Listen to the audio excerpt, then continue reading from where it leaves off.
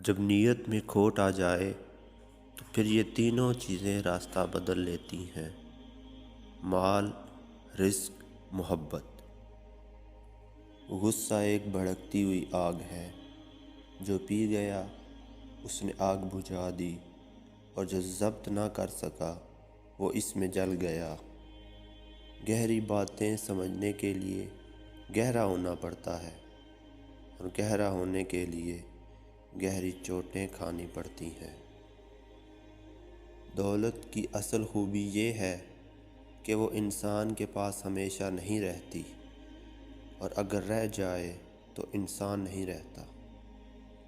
دولت کے باوجود احترام سے پیش آنا بہترین تربیت کی دلیل ہے۔ جلد بازی حماقت ہے، اور یہ انسان کی بدترین کمزوری ہے۔ کسی فکر کو قبول کیے بغیر اس پر غور کرنا آپ کے تعلیم یافتہ ہونے کی نشانی ہے۔ بیوقوف آدمی کا اصل المیہ یہ ہے کہ اس کی کوئی حماقت آخری نہیں ہوتی۔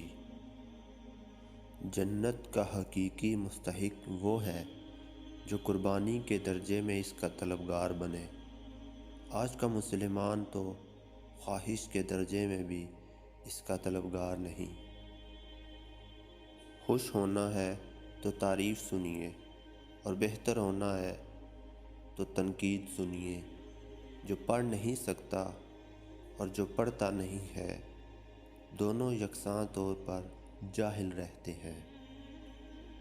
آج خدا کے نام پر ہر چیز کی طرف بلایا جا رہا ہے، سوائے اس چیز کے جس کی طرف خود رب نے بلایا ہے۔ آپ کا دشمن وہ ہے جس سے آپ کو نقصان پہنچے، قطع نظر اس کے کہ وہ آپ کے خلاف ہے یا آپ کے ساتھ۔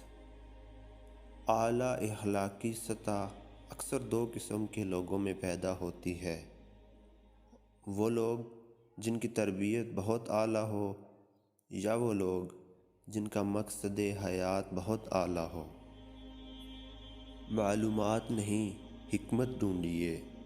معلومات ریاضی کا علم ہے، اور حکمت مستقبل کا علم ہے۔